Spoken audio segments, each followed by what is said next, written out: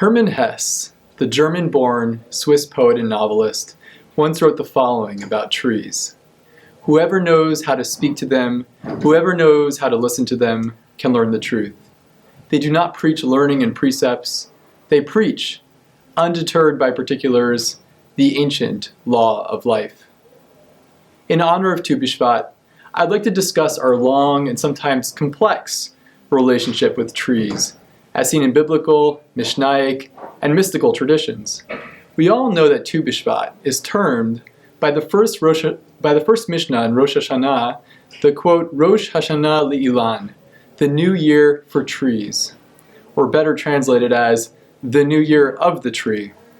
In fact, while the Mishnaic and Talmudic commentaries read this new year as one from which we initiate the agricultural tithes, any fruit that blossoms following the state must be tithed from the subsequent and not previous year, the mystical commentaries focus on the use of the single and singular ilan as a reference to an original and primordial tree, the Eitz HaChaim, the tree of life, centered in the Garden of Eden. The mystical reading and subsequent movement towards instituting a Tu B'Shvat holiday and even a Tu B'Shvat Seder by the mystics of Tzfat is a movement of tikkun, of divine rectification, emerging from an understanding that the holiday of Tu B'Shvat, the rebirth and renewal of the singular tree, is an opportunity to rectify the primordial sin of Adam and Chava in the Garden of Eden. According to the Zohar, the true sin of Adam and Chava was that they didn't eat of the tree of life first, before eating of the tree of knowledge. German Jewish modernist Franz Kafka put it this way: we are sinful not only because we have eaten of the tree of knowledge, but because we have not yet eaten of the tree of life. So even if we're not partaking of a Tu B'Shvat Seder, I'd like to offer a few suggestions, all lessons learned from trees for partaking of the tree of life. First, trees, both natural and mystical, teach us about connection to the source of life, about seeing all human knowledge as sourced in a deeper wisdom animating the world. Rav Kook famously scolded one of his colleagues for haphazardly plucking a leaf from a tree. His action reflects an understanding of the depth of connection that trees perform, and it echoes the Zohar's mystical reading of the two trees as truly one tree, the tree of life, from which the tree of knowledge of good and evil emerges. The Zohar reads the pasuk, Ve'etz HaChaim b'toch hagan, ve'etz hadat tov hara. The tree of life was in the center of the garden, and attached to it, connected to it, branching out from it, was the tree of knowledge. The primordial sin, according to the Zohar, was the severing of the tree of knowledge from its source. So the sin, therefore, was the separation of knowledge of the relative values of good and bad from the absolute values and sources of truth. Along these lines, Rumi, the medieval Sufi poet, writes that, quote, beyond ideas of right doing and wrongdoing, there is a field. I'll meet you there.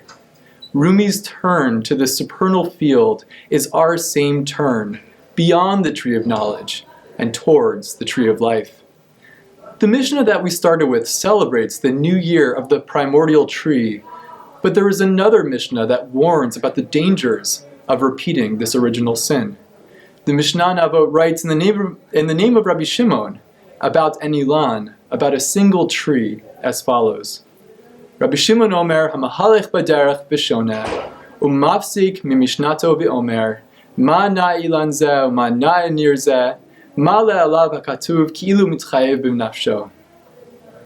Rabbi Shimon teaches that someone who is walking on his way, learning Torah, and interrupts his study and says, how splendid this tree is, and looking at a beautiful tree, the Torah considers it as if he has forfeited his life.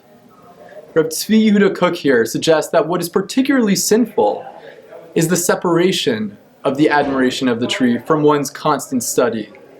Instead, if the study of and life of Torah integrates the admiration of the tree, then one has the full right to appreciate the tree's splendid beauty.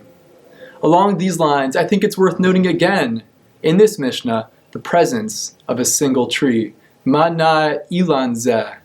What if this teaching about a single tree is an opportunity to repeat or rectify the original sin that involved a single tree? Just as the original sin was separating relative knowledge from its absolute divine source, the tikkun of the tree of life, of the renewal of the tree on Tu B'Shvat, is seeing all knowledge as divinely sourced. Second, and this follows from the first point, trees can teach us patience. That is their majesty, that is their great wisdom. That is what we find so moving when lost in a forest. We feel as if we're entering a different movement of time. Treebeard, the ancient tree creature in Tolkien's Lord of the Rings, knows this truth well when he says, "Things will go as they will, and there is no need to hurry to meet them." In a similar vein, Kafka suggests that it is patience, which might allow us to return to the Garden of Eden, and towards reconnecting the tree of knowledge with its source, the tree of life. Kafka writes that, quote, "Perhaps there is only one major sin, impatience. Because of impatience they were expelled. Because of impatience they do not return." If the root of sin, of human fault, if the beginning of desire for knowledge separated from its source, knowledge that can be consumed and severed from life, emerges from impatience, then we might return to the tree of life by mimicking its truth, by following and aligning ourselves with the great patience of trees, and by extension, the natural order. So on Tu B'Shvat, we say that the sap begins to rise within the tree. While the tree appears to be unchanged on the outside, something within it stirs its hidden, creative, and still unknown Torah, which is the source of its life. On Tu B'Shvat, we commit to reconnecting knowledge, our apprehension, and our valuation of the world with its underlying source of life and creation. What follows, with the advance of spring and revealed redemption, a month later on Purim, and then 2 months later on Pesach, is a progressive unfolding of that hidden Torah becoming present, manifest, revealed.